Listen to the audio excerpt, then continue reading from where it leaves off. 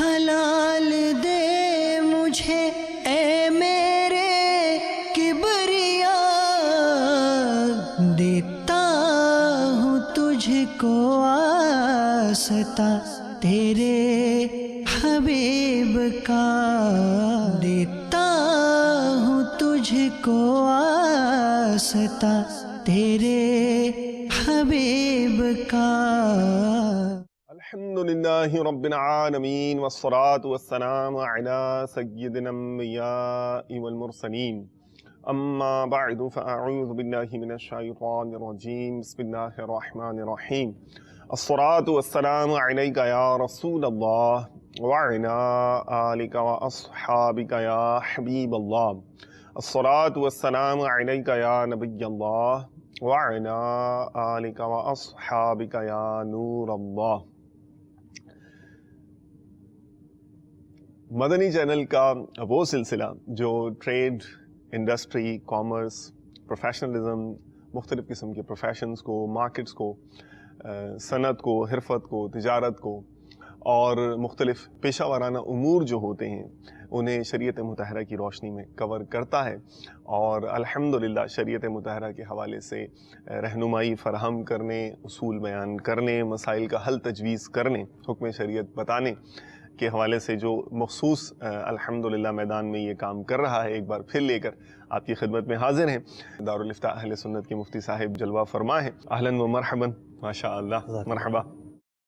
مفتی صاحب، یعنی to begin with, start کرنے کے لیے آپ نے جو ابتدائی مدنی پھول دیا کرتے ہیں جس میں الحمدللہ بہت سارے اصول ہوا کرتے ہیں، مختصراً آپ سے جاننا چاہوں گا، پھر کالز تو ہیں، پھر ہم ان کی طرف چلے جائیں گے اور مدنی چینل کے ناظرین کو انٹرٹین کریں گے۔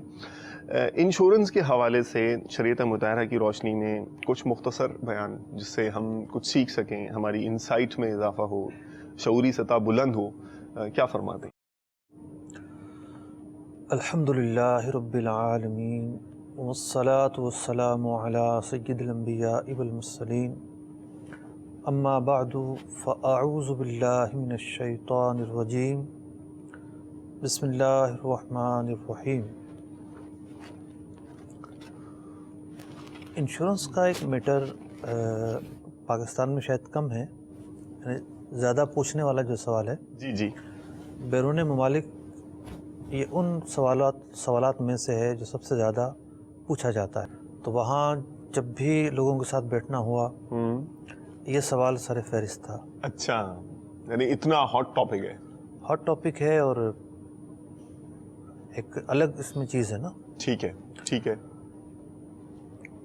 انشورنس جو ہے وہ کئی طرح کی ہوتی ہے، لائف انشورنس ہوتی ہے، جنرل انشورنس ہوتی ہے، پھر جنرل کے مختلف پارٹس ہیں، میڈیکل انشورنس بھی بعض لوگ اسے الگ شمار کرتے ہیں، بعض جنرل کی ہی قسم شاخ قرار دیتے ہیں۔ ٹھیک ہے۔ اصل چیز تو ہے طریقہ کار۔ اوکے۔ جس طریقہ کار سے کمپنیاں پیسہ کلیکٹ کرتی ہیں اور پھر انہیں خرچ کر کے آمدنی پیدا کرتی ہیں۔ یوں کہیے کہ ایک جو توانائی ہے، جی وہ توانائی کے لیے پہلے ایندھن ڈالنا پڑتا ہے۔ ٹھیک ہے۔ تو کہیں کوئلہ ڈالا جاتا ہے، تو کہیں گیس ڈالی جاتی ہے، تو کہیں آئل ڈالا جاتا ہے، تو پھر بجلی پیدا ہوتی ہے، توانائی پیدا ہوتی ہے۔ تو یہاں سب سے بنیادی جو چیز ہے وہ تو لوگوں کی وہ رقوم ہیں جو لوگ جمع کرواتے ہیں۔ اوکے۔ اس کے بعد اصل کام شروع ہوتا ہے۔ صحیح۔ اور جو ہمارا کلام ہے وہ بھی اسی کے متعلق ہے اصل۔ ٹھیک۔ کہ پیسہ لینے کے بعد کمپنیاں جس طرح سے انویسٹمنٹ کرتی ہیں وہ طریقہ کار ایسے نہیں ہیں جو شریعت سے مطابقت رکھتے ہوں۔ اوکے، یعنی انڈسٹری کی پریکٹس جو ہے وہ خلاف شریعت، جو یعنی وہ ایک اوپن مارکیٹ میں اپنا کام کرتے ہیں۔ ٹھیک ہے، اس میں ہر طرح کا کام کرتے ہیں وہ۔ ٹھیک ہے۔ ممکن ہے کچھ پراپرٹی خود بھی خریدتے ہیں، اور باقی جو ہے وہ ایک بہت بڑی تعداد میں ان کی جو آمدنی ہو رہی ہوتی ہے وہ سودی طریقوں سے ہو رہی ہوتی ہے۔ اللہ اکبر۔ اور ویسے بھی جو لائف انشورنس ہے وہ تو ویسے بھی ایک بینک کے سیونگ اکاؤنٹ کی طرح ہے۔ اوکے، کہ جناب 15 سال کی یہ پالیسی ہے، تو 10 سال کی یہ ہے، تو 20 سال کی یہ ہے۔ ٹھیک ہے۔ پالیسی کی مدت اور پھر پالیسی کی جو وہ ہے حجم ہے کتنے رقم کی ہے، اس کے اعتبار سے نفع بڑھتا رہتا ہے. تو بعض لوگ کچھ جو ایجنٹ ہوتے ہیں سیلز مین ٹائپ کے، جی جی، ان سے بہت ساری باتیں سنتے ہیں اور سننے کے بعد فون بھی کرتے ہیں، پوچھتے بھی ہیں. ٹھیک ہے. بعض اوقات ان کے ساتھ بھی آ جاتے ہیں. تو میں تو یہ کرتا ہوں کہ ان سے کہتا ہوں کہ آتے ہوئے سالانہ آڈٹ رپورٹ اپنی کمپنی کے ساتھ لے آئیے گا. ماشاء اللہ. تو وہ خود بتا دے گی کہ کہاں کہاں انویسٹمنٹ کی ہے اور کہاں کہاں سے آمدنی ہو رہی ہے اور کیا کیا ذرائع ہیں. ٹھیک ہے. تو بعض اداروں نے جو ہے وہ کوئی بروشر بھی چھاپا ہوا ہے. اوکے. اور جس میں لکھا ہوتا ہے کہ ان علماء کے یہ آرائیں ہیں. پتہ نہیں کون سی صدی کے علماء تھے. اچھا. اور کہاں پیدا ہوئے تھے اور کہاں رہتے تھے اور کہاں گزر گئے. کچھ نام ضرور ہیں لیکن کوئی ایسا نام نہیں ہے. مطلب کوئی ایسا نہیں کہ جسے پروفائل جسے علمی لحاظ سے جنہیں وجاہت حاصل ہو. ہم نہیں جانتے. ٹھیک ہے. یعنی فیلڈ میں ان کا کام ہو، واقعی ان کی علمی حیثیت ہو. ٹھیک. پھر کچھ جو ہے وہ قیاس پر مبنی قضایا ہوتے ہیں، جملے ہوتے ہیں. جی جی جی. تو اس طرح کے جملوں پر اور قیاس پر تو حلال و حرام کا دار و مدار نہیں ہوتا. ٹھیک. احکام شریعت کے حوالے سے ایک بات بڑی گردش کرتی ہے، اس کا بڑا حوالہ دیا جاتا ہے کہ احکام شریعت میں اعلیٰ حضرت نے یوں فرمایا اور یوں فرمایا اور یوں فرمایا. 2004 میں نے ایک تفصیلی فتویٰ لکھا تھا اور اس میں احکام شریعت کی جو عبارت ہے اس کے حوالے سے تفصیلی اس کا جواب لکھا تھا اور یہ بیان کیا تھا کہ غیر مسلم کمپنیوں میں اور مسلم کمپنیوں میں فرق کرنا لازم ہے. اوکے. اور جو احکام شریعت کی کوئی عبارت ہے تو اس عبارت کا پس منظر جاننے کی ضرورت ہے. اس عبارت کو ہر چیز پر نافذ کرنا اور اپلائی کرنا یہ خطا ہے. صرف ایک کمپنیاں اپنے مفاد میں استعمال کرنا چاہتی ہیں، ورنہ تو اس کا کوئی تعلق نہیں ہے اصل مسئلے سے. ٹھیک ٹھیک. اب اس سے آگے چلیے، آگے چل کر جو ہے وہ جو زیادہ تر سوالات ہوتے ہیں وہاں بیرون ملک لوگوں کے، وہ ہوتے ہیں گاڑیوں کے انشورنس کے تعلق سے. ٹھیک ہے. مجھ سے اگر اس ڈسکشن کو تھوڑا سا آگے لے جائیں اور 2 ہم کالز شامل کر لیں، اور پھر جو یہ کار انشورنس والا جو موضوع ہے اس کو پھر آپ ہی نہیں، تو میرا یہ خیال ہے کہ اس میں انڈرسٹینڈنگ بھی انشاءاللہ ایک پارٹ پورا ہو گیا ہے تو اور انوالو بھی ہو جائیں گے ناظرین. جی، سلسلے کی 2 کالز پہلی ابتدائی. دیکھتے ہیں آج کے پہلے کالر کون ہیں اور کس موضوع پر سوال کر رہے ہیں. صلو علی الحبیب صلی اللہ تعالی علی محمد وعلی آلہ واصحابہ وبارک وسلم. میں گارڈن سے بات کر رہا ہوں. میں نے 10 لاکھ روپے کسی کو دیے ہوئے یعنی کاروبار کے لیے بیٹری کے، تو اس سے وہ بیٹری ہم لیتے ہیں، وہ بیٹری ہم دیتے ہیں ادھار میں. تو پھر جیسے ہم شروع میں ادھار لیتے ہیں، پھر مہینہ پورا ہو جاتا ہے تو ہم پیسے لے لیتے ہیں ان سے نا، تو یعنی پیسے پیش کر لیتے ہیں. تو اس میں ہمارا کو جو منافع ہوتا ہے کہ 40,000 روپے وہ ہمیں دیتے ہیں، تو باقی وہ خود رکھتے ہیں. تو یہ 10 لاکھ روپے میں ہر مہینے 40,000 روپے لینا کیسا ہے؟ اوکے، ابھی پوچھ لیتے ہیں. اگرچہ مجھے پوری طرح سے سوال کلیئر نہیں ہوا ہے، لیکن چونکہ مفتی صاحب کا ایکسپیرینس ہے اور بہت سارے اس طرح کے معاملات آتے رہتے ہیں ملتے جلتے، تو یہ تو ان کی جو انڈرسٹینڈنگ ہوگی کویشچن کی تو بہت ڈیپ ہوگی، گہری ہوگی سوال کی جو تفہیم ہے.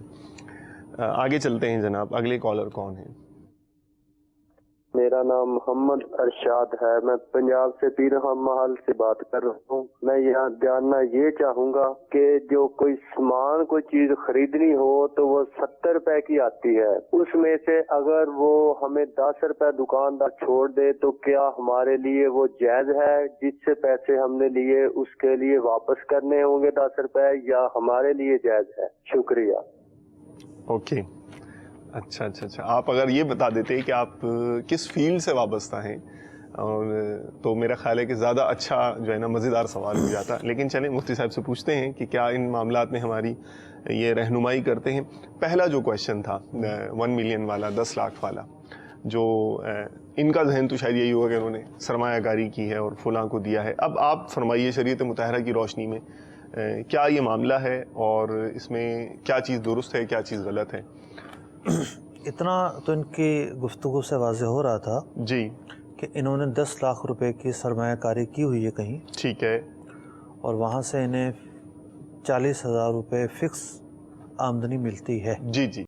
اب اس کی جو تفصیل ہے وہ بیان نہیں کر پائی ہے. ٹھیک ہے. اور اب تفصیل میں کیا چیزیں ہو سکتی ہیں؟ جی جی. پہلی بات تو یہ کہ موڈ آف انویسٹمنٹ کیا ہے. ساری ہی رقم ان کی ہے یا ان کا بھی کچھ شامل ہے؟ یعنی سامنے والے شخص کا بھی کچھ سامنے والے رقم ہے یا یہ سارے پیسے انہی کے ہیں؟ ٹھیک ہے. پھر یہ بھی سنا کہ یہ کہہ رہے تھے کہ کرائے پر دی ہوئی ہے، لی ہوئی ہے، تو ہم اس کو فرض کر لیتے ہیں کہ انہوں نے اپنے انویسٹمنٹ کی ہوئی ہے. ٹھیک ہے. اب سامنے سے جو پارٹی ہے اگر تو مثال کے طور پر اس کی کوئی بھی رقم شامل نہیں ہے، صحیح، تو ان کی رقم ہے، ان کی محنت ہے. اس طریقہ کار کا نام ہے مداربت یا مزاربت. ٹھیک ہے. دوسری صورت یہ ہے کہ کچھ رقم ان کی ہے اور کچھ رقم ان کی ہے، تو پھر اس طریقہ کار کا نام ہوگا شرکت، پارٹنرشپ. یہ بھی ہے پارٹنرشپ، وہ بھی ہے. ٹھیک ہے. لیکن اس طریقہ کار کا نام ہے شرکہ یا شرکت. اوکے. دونوں ہی صورتیں ممکن ہونے پر یہ ضروری ہے کہ یہ پرسنٹیج کے حساب سے نفع مقرر کریں. انہوں نے فی الحال فگر کے اعتبار سے نفع فکس کیا ہوا ہے. ٹھیک، یہ رقم کو فوکس کر رہے ہیں. رقم فکس نہیں کی جا سکتی ٹھیک اس طرح کے کاروباری معاہدوں کے اندر، بلکہ تناسب فکس کیا جاتا ہے کہ بھئی جتنا بھی نفع ہوگا، نفع ہی نہیں ہوگا تو پھر کوئی پیسے نہیں ملیں گے. ٹھیک ہے. جتنا بھی نفع ہوگا اس نفع میں اتنے فیصد یہ صاحب لیں گے، اتنے فیصد یہ صاحب لیں گے. ٹھیک. تو اصل چیز یہ قرار پائی کہ موڈ آف ٹریڈنگ کیا ہے، موڈ آف انویسٹمنٹ کیا ہے، طریقہ کار کیا ہے.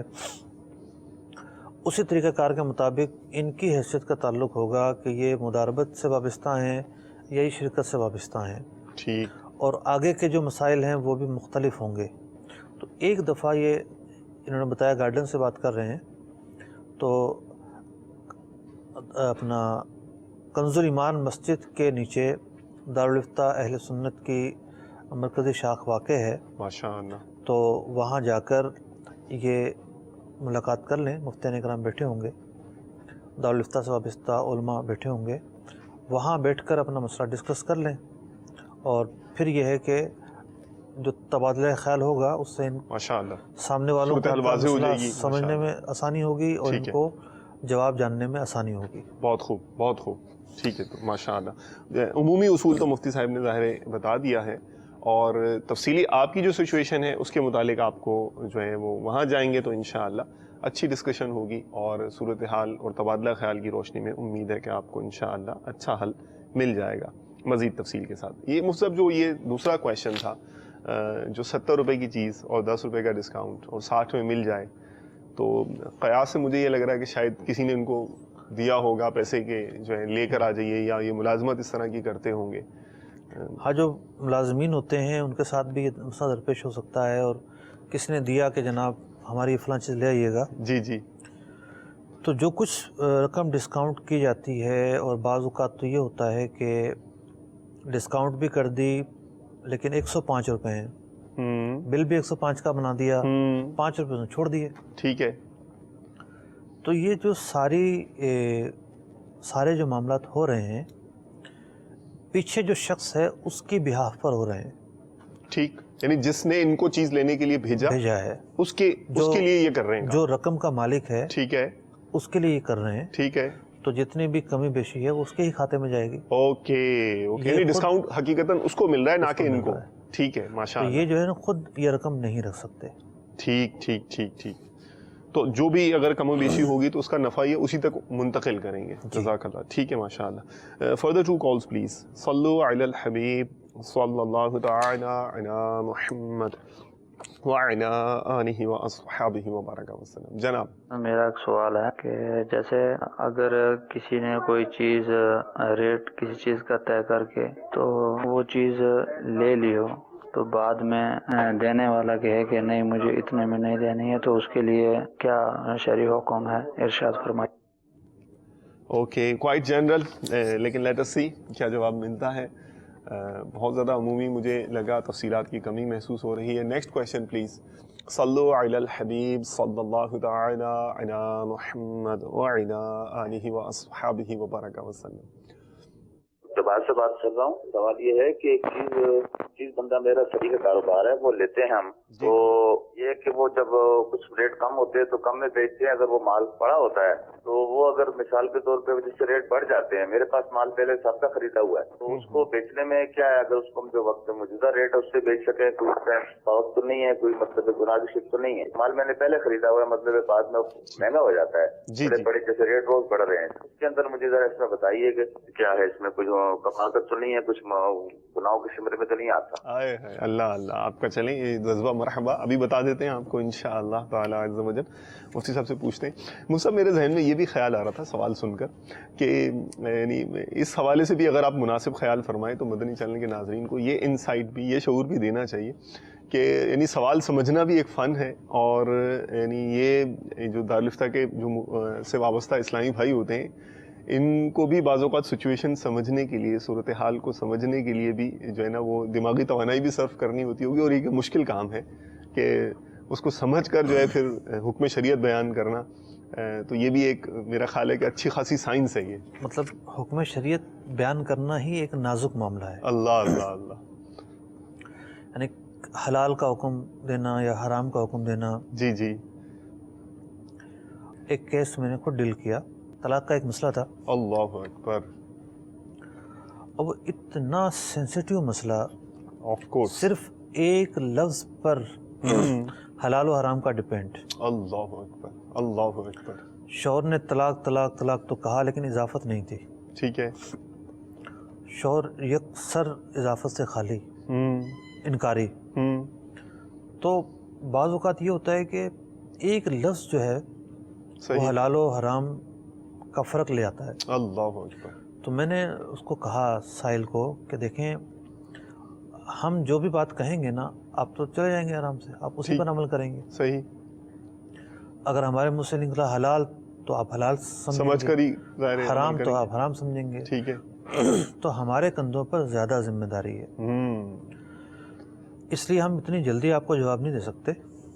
हमें और जो जिन जिनसे आपने बात की, जिन जिनके सामने वक़ुआ हुआ, जिन जिनको जाके आपने वाक़े की खबर दी, ठीक है, उन तमाम लोगों का बयान भी लेना पड़ेगा, ताकि हम पूरी तरह से 100% मुतमिन हो जाएं, फिर जाकर हुक्म बयान करें। माशाअल्लाह। बाकी जो आम कैफियत हैं, ख़ास तौर पर फ़िक़हुल मामलात का जो जी मामला है,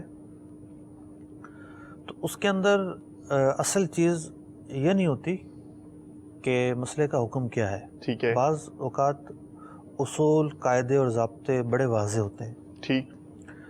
असल चीज़ ये होती है कि यहाँ जो सूरत बन रही है, उस सूरत के अंदर सूरत क्या बन रही है, सूरत क्या बन रही है, और कौन सा ज़ाब्ता कर्ज की बन रही है, या इजारे की बन रही है, या सूद की बन रही है।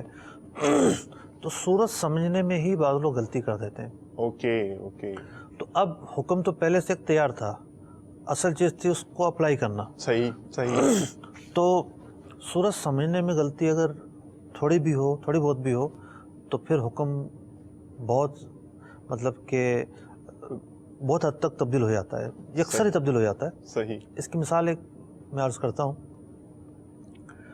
बाज़ कंपनियों ने जो है वो मोबाइल कंपनियों ने जी पैकेज निकाले कि जी आप एडवांस लोन ले सकते हैं। ठीक है। लेकिन आपको जब दोबारा देना होगा तो फिर आपको 2 रुपये या इतने पैसे या इतने रुपए ज़्यादा देने होंगे। अब लोन का लफ्ज़ जिसका तर्जुमा है कर्ज, जी जी, वापसी वापसी ज़्यादती के साथ, इजाफे के साथ। तो अब ये जो अल्फाज हैं ये बिल्कुल ये बता रहे थे कि तो सुधी मामला है। ठीक है। लेकिन जब गौर किया गया कि ये असल में हो क्या रहा है, ठीक है, तो पता ही चला कि ना तो बंदा कर्ज लेता है ना कंपनी कर्ज देती है। कर्ज तो मतलब लेन देन का नाम है ना। जी जी जी। तो कोई भी चीज़ ना हमारी जेब में आती है ना कंपनी जेब में आती है। ठीक है। तो होता ये है कि हम उसकी एक सर्विस इस्तेमाल करते हैं। ठीक। हम प्रीपेड इस्तेमाल जब करते हैं, पहले अदायगी करते हैं फिर इस्तेमाल करते हैं, तो वो सस्ती पड़ रही होती है। जी जी। हम जब बाद में पैसे अदा करेंगे तो वो अपनी सर्विस महंगी दे रही होती है। ठीक है। तो कर्ज तो यहाँ कहीं भी नहीं पाया गया। जब हकीकत पर गौर किया गया तो कर्ज कहीं नहीं पाया गया, तो फिर हमारे यहाँ से जवाज़ ही जारी हुआ। माशाअल्लाह माशाअल्लाह, मरहबा। تو سب سے پہلے شاید میں نے اس پر جائز ہونے کا لکھا تھا اللہ اللہ اللہ کہ یہ ہرگز جو ہے نا وہ قرض نہیں ہے بلکہ یہ ایک اجارے کا معاملہ ہے. ٹھیک ایک چیز کی جو منفیت اور بینیفٹ ہے اس کے اٹھانے کا یہ معاملہ ہے. صحیح. اب سوال کی طرف رجوع کرتے ہیں مجھ سے. وہ لاہور کے جو صاحب تھے پہلے سستا اور بعد میں پھر جو ہے نا ریٹ بڑھ جائیں اور ٹرینڈ آگے چلا جائے, انفلیشن ہو جائے تو مہنگا دے دینا, گناہ گار تو نہیں ہوں گے کیا یہ اس طرح کرنے سے؟ اس میں کوئی حرج نہیں ہے اور یہ کوئی گناہ گار نہیں ہوں گے. ایک مال پڑا رہتا ہے دکانوں میں جو ہے نا سالہ سال پڑا رہتا ہے. ٹھیک ہے. تو جب بھی اور مارکیٹیں بڑھتی رہتی ہیں. ٹھیک ہے. تو اب یہ مارکیٹ کے ریٹ کے اعتبار سے بیچتے ہیں تو اس میں کوئی حرج نہیں ہے, بلکہ بعض اوقات تو انسان کو مارکیٹ ریٹ کا اعتبار کرنا پڑے گا. ٹھیک. اچھا. جیسے زکوٰۃ نکالنی ہے. اللہ اللہ اللہ. اب زکوٰۃ نکالتے وقت جس کے پاس جو بھی مال ہے, صحیح, اس نے کتنے کا خریدا تھا, کتنے کا پڑا تھا, صحیح ہے. تو مارکیٹ ویلیو دیکھیں گے. اوکے. مارکیٹ ویلیو کیا ہے, تو جو مارکیٹ ویلیو ہے اس کے حساب سے زکوٰۃ ادا کریں گے. خوب ہے. تو اب جب ان کا یہ معاملہ ہے تو انہوں نے پہلے کئی سالوں پہلے خریدا تھا, قیمتیں کم تھیں, اب یہ موجودہ قیمت کے اعتبار سے بیچ رہے ہیں, اس میں کوئی حرج نہیں ہے. پلاٹوں کی مثال ہمارے سامنے خوب کہ جائیداد اور پلاٹوں کا جو معاملہ ہے روز وہ لے کے رکھ لیا جاتا ہے. جی ہاں, عموماً سرمایہ کاری بھی کرتے ہیں تو کوئی حرج نہیں ہے. ہاں ایسی چیز کے ذخیرہ اندوزی سے شریعت نے منع کیا ہے ماشاءاللہ جس کا تعلق انسانوں یا جانوروں کی غذاؤں سے ہو اس اور قحط پڑا ہو. ٹھیک ہے. تو قحط کے عالم میں اور اس صورت کے اندر کہ ان کا تعلق اجناس اور غذاؤں سے ہو, یہ دو شرطیں سامنے رکھنا ضروری ہے. جی جی. تو پھر ایسی چیزوں کو ذخیرہ نہیں کیا جا سکتا. باقی اگر کوئی چیز کسی اور چیز کو ذخیرہ کر رہا ہے, مثال کے طور پہ وہ سریا سیمنٹ اس نے رکھا ہوا ہے, ٹھیک ہے, تو اس میں تو کوئی شرعی ممانعت نہیں ہے, نہ کوئی قانونی ممانعت ہے. ٹھیک ہے. تو اس حوالے سے یا عادتاً ایک چیز جمع ہوتی گئی بک نہیں رہی, پھر اس کا کوئی گاہک آ گیا, صحیح, تو انہوں نے مارکیٹ ریٹ پر بیچ دی, تو اس میں کسی قسم کا کوئی حرج نہیں ہے. اوکے, ماشاءاللہ ماشاءاللہ. مزید سوالات شامل ہیں, سلسلہ کرتے ہیں. 3 کالز ہم اس وقت سلسلے میں شامل کریں گے. جوابات دے دیے علی الحبیب. جی مفتی صاحب, دونوں کے جوابات دے دیے. جی میرے خیال میں پہلے لاہور سے پہلے والے جو تھے وہ. جی نیکسٹ پلیز. صلو علی الحبیب صلی اللہ تعالی علی محمد. کالز لے لیں سب, پھر ایک ساتھ اس کا بھی ایڈریس کر کے اس کو بھی جواب دے دیجیے گا. جی حضور مبشر حسین اطاری عرض کر رہا ہوں عربہ موران سے. میرا یہ سوال آپ سے ہے کہ اگر ہم کوئی خام مال کسی ہوٹل میں سپلائی کر رہے ہیں, مثال کے طور پہ چکن اگر ہم سپلائی کر رہے ہیں کسی ہوٹل میں, اور مگر اس ہوٹل کا جو مینیجر ہے وہ کسی خاص مقام پہ آ کے کہتا ہے کہ تم مجھے اتنی کمیشن دو گے, اتنا کچھ پرسنٹیج دو گے یا کچھ خاص رقم دو گے تو ہی میں تمہارا چکن جو ہے وہ لوں گا, یعنی وہ مینیجر ہے مالک نہیں ہے, تو آیا کیا اس کا یہ مانگنا رشوت کہلائے گا یا جائز کمیشن ہوگی, یا ہمیں ہمارے بارے میں اس بارے میں کیا حکم ہوگا کہ ہم اس کو سپلائی کریں یا نہ کریں, اگر کرتے ہیں تو ہم پہ کی کیا فتویٰ لگے گا, جائز یا ناجائز کا ذرا اس بارے میں رہنمائی فرمائیں. جزاکم اللہ خیرا. آمین آمین. ابھی پوچھ لیتے ہیں انشاءاللہ. Next question please. میرا نام ہے محمد عامر سلطان, میں لاہور سے بات کر رہا ہوں. میرا سوال ہے کہ میرے الیکٹرانکس ریپیئرنگ کا کام ہے میرا, تو اس میں حکومت جو ہے نا آتے ہیں آ کے جو ہے نا سامان دے دیتے ہیں ریپیئرنگ کے لیے, تو وہ بعد میں آتے نہیں ہیں لینے کے لیے. تو سوال میرا یہ ہے کہ وہ ظاہر ہے وہ مہینے بعد 2 مہینے بعد وہ میں اپنے استعمال میں لا سکتا ہوں یا اس کو بیچ سکتا ہوں, یہ میرا سوال ہے. جی ٹھیک ہے, ابھی پوچھتے ہیں جناب. Next question please. میرا نام ندیم قادری ہے, میں دین گاہ شہر سے عرض کر رہا ہوں. سلسلہ احکام تجارت ہمیں بہت اچھا لگتا ہے, اس میں بہت زیادہ ہمیں رہنمائی ملتی ہے کاروبار میں. مفتی صاحب کی بارگاہ میں سوال عرض یہ ہے کہ یورو جو کرنسی ہے اس کا روزانہ کا ریٹ ہوتا ہے, اور مثال کے طور پہ آج کا ریٹ اس کا 115 روپے تھا. مثلا کوئی بندہ ہمیں کہتا ہے کہ میں آپ سے یورو خریدنا چاہتا ہوں لیکن پیسے میرے پاس نہیں ہیں, 2 ماہ کے بعد آپ کو پیسے دوں گا, مجھے یورو آپ 130 روپے میں سیل کر دو. ہم نے تو 115 میں خریدا ہے, 15 روپے جو ہے نا ہمیں پروفٹ مل رہی ہے. کیا ہمارا یہ اس طرح کرنسی بیچنا, ادھاری کرنسی بیچنا اور اس پہ یہ پروفٹ لینا جائز ہے؟ رہنمائی فرما دیں, جزاکم اللہ خیرا. آمین آمین. اوکے انشاءاللہ تعالیٰ. جی مفتی صاحب, پہلے تو وہ والا جو ادھار رہ گیا ہمارا سوال, جس کا جواب دینا وہ جو ہے اسے ایڈریس کر لیں، پھر اس کے بعد ان پر چلتے ہیں. مطلب وہ سوال یہ تھا کہ ایک سودا ہو گیا، ٹھیک ہے، اور پھر وہ بندہ یہ کہتا ہے کہ جناب مجھے یہ نہیں چاہیے، میں نے واپس کرنی ہے. صحیح. یہ تو پھر کھیل ہو جائے گا نا، تو لین دین کے جو معاہدے ہیں یہ کھیل بن جائیں گے. صحیح. تو نہ تو اخلاقی طور پر ایسا کرنا مناسب سمجھا جاتا ہے، اور نہ شریعت مطہرہ بغیر فریقین کی رضامندی کے ایسا ہونا جائز قرار دیتی ہے. ٹھیک ہے، نظام ہی نہیں رہے گا پھر تو. اگر دنیاوی لحاظ سے بھی دیکھیں تو نظام ہی ختم ہو جائے گا. اگر سامنے والا راضی ہے ٹھیک ہے اس چیز کے جو ہے نا وہ سودے کو کینسل کرنے پر، تو اس کی صورت ہے. اگر وہ راضی نہیں ہوتا تو پھر یہ ہے کہ معاہدہ ہونے کے بعد اب کوئی ایک دوسرے سے تعلق نہیں رہا، چیز خریدنے والے کی ہو گئی، پیسوں کا مالک بیچنے والا ہو گیا. صحیح صحیح. یہ اس کا طریقہ ہے. اب کوئی آ جاتا ہے اور آپ سمجھتے ہیں کہ کوئی پرابلم ہے، کوئی معاملہ ہے، ٹھیک ہے، ڈیل کینسل ہو سکتی ہے. باہمی رضامندی ضروری ہے. باہمی رضامندی ضروری ہے. ٹھیک، یعنی آپشن تو موجود ہے، لیکن یہ مصحف یوں بھی ہوتا ہے نا، جب جیسے ریٹ بڑھ رہے ہوتے ہیں پھر اس طرح کے میں یعنی فورسی کر رہا ہوں، مجھے توقع ہے کہ یہ بڑھ جائے گا، سودا میں نے کر دیا، اب میں اس کو اپنی غلطی تصور کر رہا ہوں، اور اب میں نے کچھ یعنی چالاکی، جیسے اپنے تام میں نے جو چالاکی کرنی ہے. بعض اوقات یہ معاملات خاندانوں میں اذیتیں پیدا کر دیتے ہیں. اب مثال کے طور پر کسی نے گھر خریدا، ٹھیک ہے، گھر خرید کر بیانہ دے دیا، جس پارٹی نے گھر بیچا اس نے آگے بیانہ دے دیا، ٹھیک ہے، وہ اپنا سامان مان چکے ہیں. یہ آ کر کہتا ہے کہ جی ہم نے تو مسئلہ ہے، یہ مسئلہ ہے، وہ مسئلہ ہے، فلاں ہے. اب مسائل اگر ہیں تو پھر ہر بندہ اپنے مسائل کو خود فیس کرے گا نا. صحیح ہے. سودا ہونے کے بعد تو ان کا معاملہ ختم ہو گیا. سودا ہونے کا پہلے آپ کو ایڈریس کرنا چاہیے تھا، پہلے پہلو سوچنے چاہیے تھے. ماشاءاللہ ماشاءاللہ. اب صرف اخلاقی بنیادوں پر ایک بات رہ جاتی ہے. صحیح صحیح. کہ ٹھیک ہے، سامنے والا اس کی مشکلات کو سمجھے اور واقعی وہ کینسل کر دے تو ٹھیک ہے، ورنہ اس کو حق نہیں ہے کہ وہ یک طرفہ کینسل کر دے، دباؤ ڈلوائے یا کوئی اور حربہ استعمال کرے، وہ بات نہیں ہے.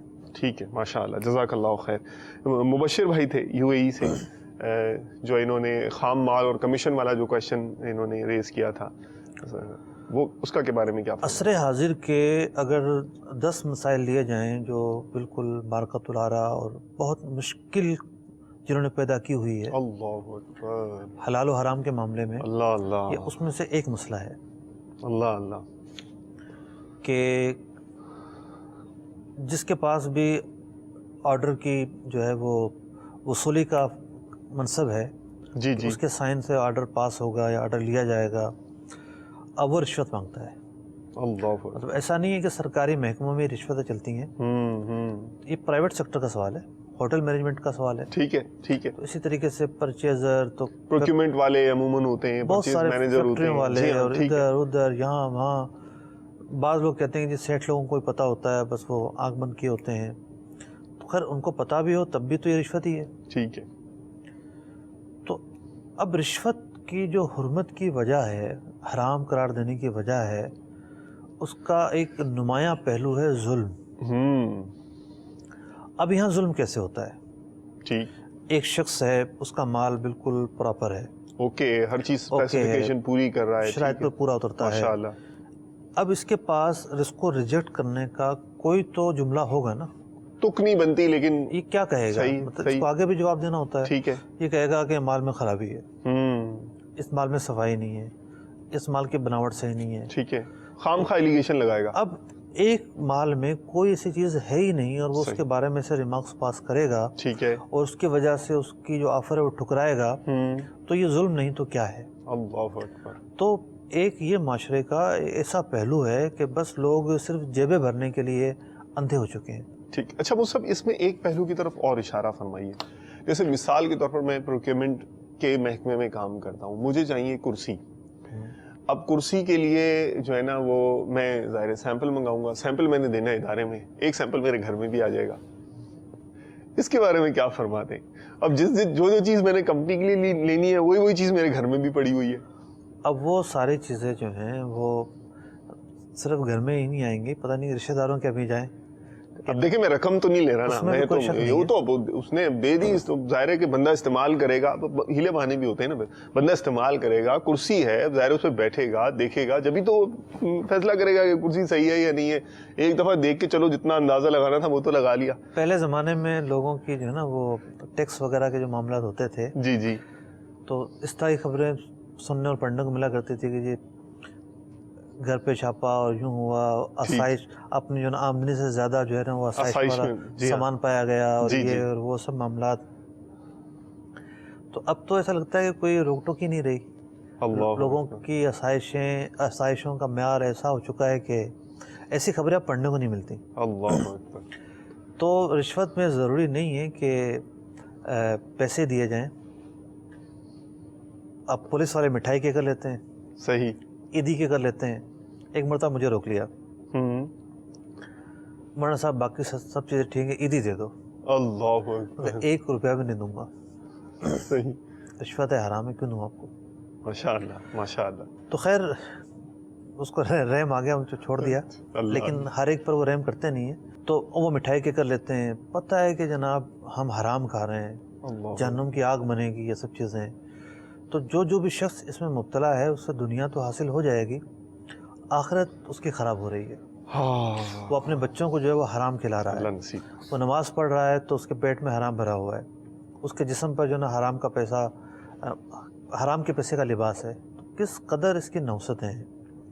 تو بہرحال یہ رشوت دینے کا وہ موقع نہیں ہے جہاں جواز کی کوئی گنجائش ہو, کیونکہ یہاں کوئی حق ثابت ضائع نہیں ہو رہا. ٹھیک ہے, کاروباری ڈیل ہے, اگر وہ نہیں لیتا کوئی اور لے لے گا. شرعی رکاوٹ ہے, آپ کوئی اور مارکیٹ تلاش کریں. ٹھیک ہے ٹھیک ہے, بہرحال رشوت نہیں دے سکتے. ٹھیک ہے, جزاک اللہ خیر. سلطان صاحب جو کہہ رہے تھے الیکٹرانکس ریپیئرنگ کا کام کرتے ہیں, اور جو لوگ جو ہیں وہ دے کے جاتے ہیں سامان, اب وہ پڑا ہی رہ جاتا ہے, بعض اوقات نہیں لے کے جاتے, بعض دے جاتے ہوں گے, 2 مہینے پڑا ہوا ہے, اب یہ ذاتی استعمال میں لیں نہ لیں, کیا کریں, بیچ ڈالیں.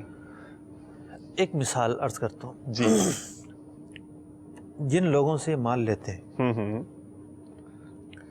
اگر یہ ان لوگوں کے پاس اپنا ایک تولہ جا کر رکھ کر آتے سونا, ٹھیک ہے, کہ یار یہ میرا 1 تولہ سونا آپ رکھ لو, امانت ہے آپ کے پاس, امانت ہے, صحیح, تو کیا یہ ان کے نام, پتے, ایڈریس لکھتے کہ نہیں لکھتے؟ بالکل ذہن میں بٹھا کر رکھتے, شناختی کارڈ نمبر بھی ہوتا, اور پتہ نہیں کیا کیا ہوتا, جو ہے نا وہ فلاں کے پاس مال رکھ کر آیا ہوں. ٹھیک ہے, تو جس قدر احتیاط اپنے مال کے تعلق سے کی جاتی ہے نا, ماشاءاللہ, ٹھیک ہے, لوگ رکھ کے جا رہے ہیں. اس دور کے اندر, ٹیکنالوجی اور انفارمیشن کے دور کے اندر, آپ کے پاس فون نمبر نہیں ہے, آپ کے پاس ایڈریس نہیں ہے, آپ کے پاس کوئی اور معلومات نہیں ہے, کوئی انٹری نہیں ہے, تو یہ غفلت ہے.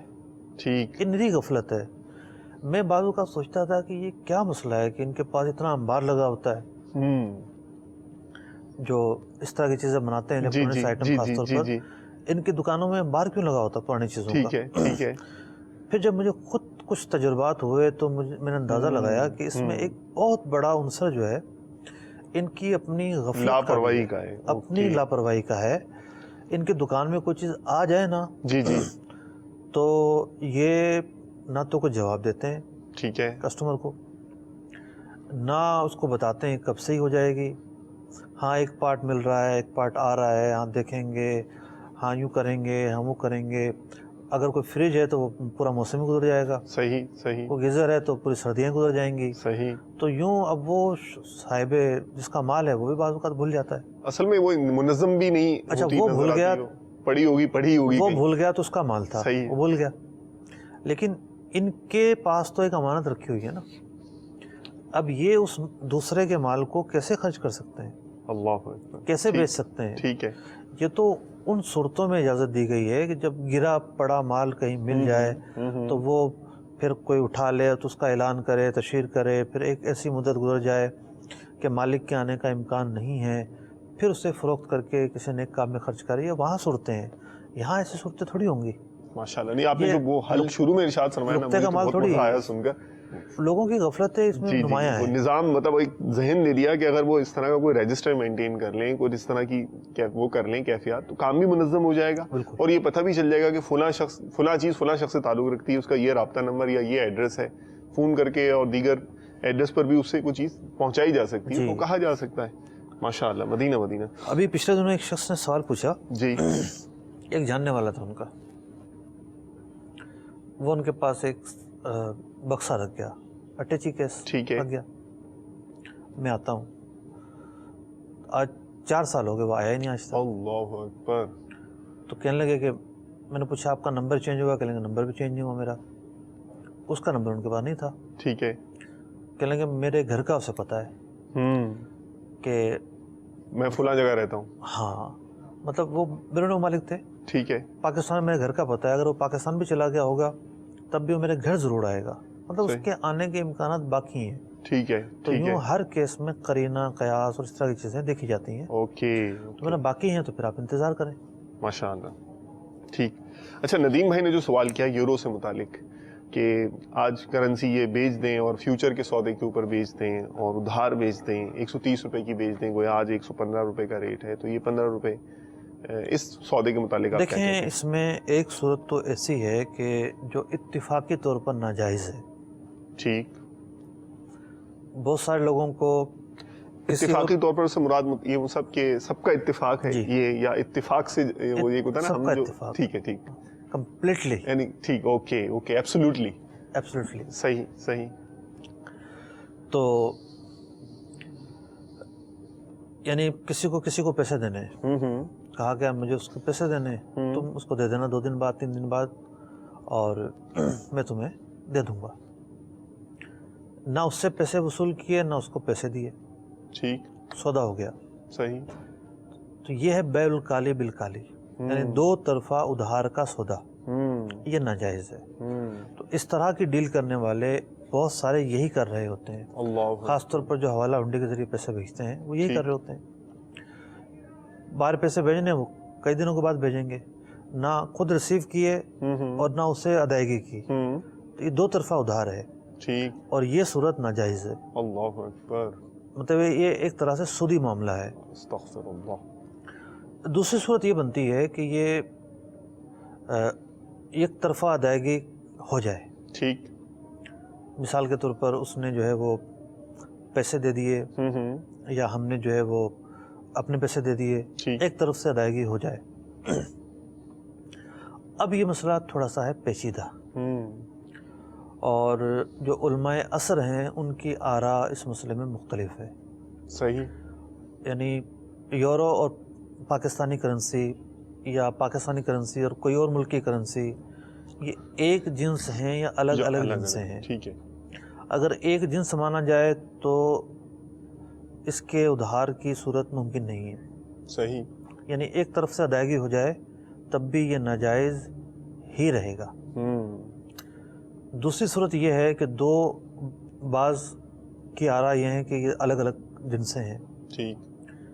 اگرچہ کہ یہ ہیں دونوں کاغذ سے بنی ہوئی, جس طرح اسٹامپ پیپر اور نوٹ الگ الگ جنس شمار کیے جاتے ہیں. اگرچہ ہیں کاغذ, انہیں کوئی ایک جنس نہیں کہتا. ٹھیک ہے. اسی طریقے سے یہ الگ الگ جنسیں ہیں. اوکے. تو اگر الگ الگ جنس سے مانا جائے تو پھر ایک الگ حکم نکلتا ہے. ٹھیک ہے. تو اب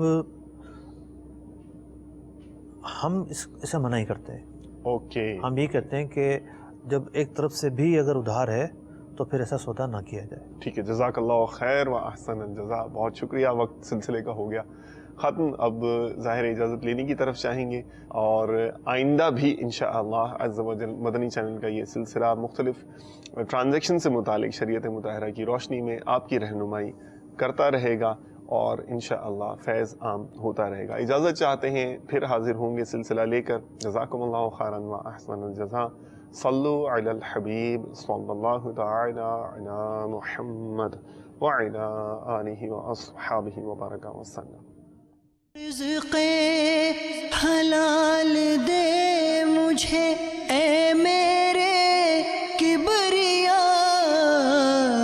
دیتا ہوں تجھ کو آستا تیرے حبیب کا دیتا ہوں تجھ کو واسطہ تیرے حبیب کا.